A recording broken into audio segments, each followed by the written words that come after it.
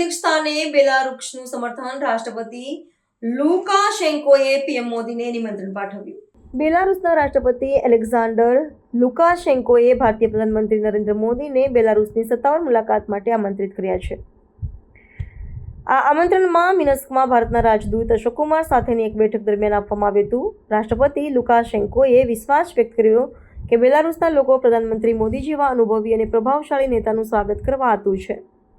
રાષ્ટ્રપતિ લુકાશેન્કોએ જણાવ્યું કે પ્રધાનમંત્રી મોદી સાથે તેમના ખૂબ જ ઉષ્માભર્યા અને સૌહાર્દપૂર્ણ સંબંધો છે અને તેઓ આંતરરાષ્ટ્રીય મંચો પર નિયમિતપણે મળતા રહે છે, જેમાં ચીનમાં તાજેતરમાં સંપન્ન થયેલ શાંઘાઈ સહયોગ સંગઠનની બેઠકોનો પણ સમાવેશ થાય છે.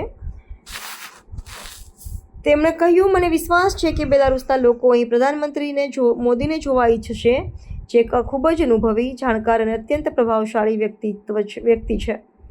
આ મુલાકાત બંને દેશો વચ્ચેના દ્વિપક્ષીય સંબંધોને વધુ મજબૂત બનાવવાની દિશામાં એક મહત્વપૂર્ણ પગલું ગણાવાઈ રહ્યું છે. આ બેઠક દરમિયાન બેલારુસે વર્ષ 2026માં ભારતના બ્રિક્સ અધ્યક્ષપદ માટે સંપૂર્ણ સમર્થન આપવાનું વચન આપ્યું હતું.